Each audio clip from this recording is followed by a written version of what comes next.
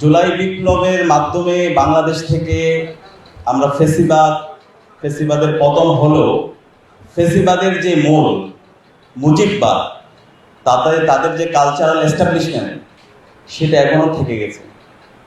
গত এক বছরে আমরা যদি দেখি, বাংলাদেশে এই জুলাইকে নিয়ে যেভাবে কালচারালি আমাদের কাজ করার কথা ছিল, একাডেমিক্যালি জুলাইকে যেভাবে জাতির কাছে হাজির করা দরকার ছিল, সে জায়গায় অনেক বেশি গ্যাপ দেখতে পেয়েছি।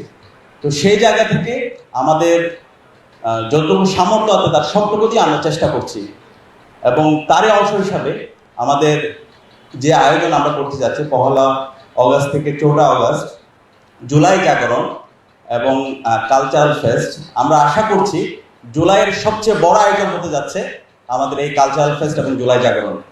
এই আয়োজনের মাধ্যমে আমরা জুলাইকে আবার প্রাণবন্ত করে তুলব।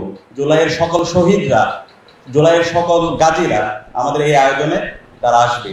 এবং এর পাশাপাশি বিগত 16 বছরে খুনি হাসিনা বাংলাদেশে যে ফেসিবাদ কায়েম করেছে, সেটা আইনাগর তৈরি করার মাধ্যমে সে গণহত্যা চালিয়েছে, ক্যাম্পাসে যত শিক্ষার্থী নির্যাতন নিপীড়ন করেছে, এই সকল বিষয়গুলো আমরা এখানে নিয়ে আসবো। এর পাশাপাশি খুনি হাসিনা যে এই বাংলাদেশে মুজিববাদের মাধ্যমে, মুজিব শতবর্ষের মাধ্যমে রাষ্ট্রের হাজার হাজার কোটি টাকা লোপাট করেছে, সেই চিত্রগুলো আমরা এখানে নিয়ে আসবো।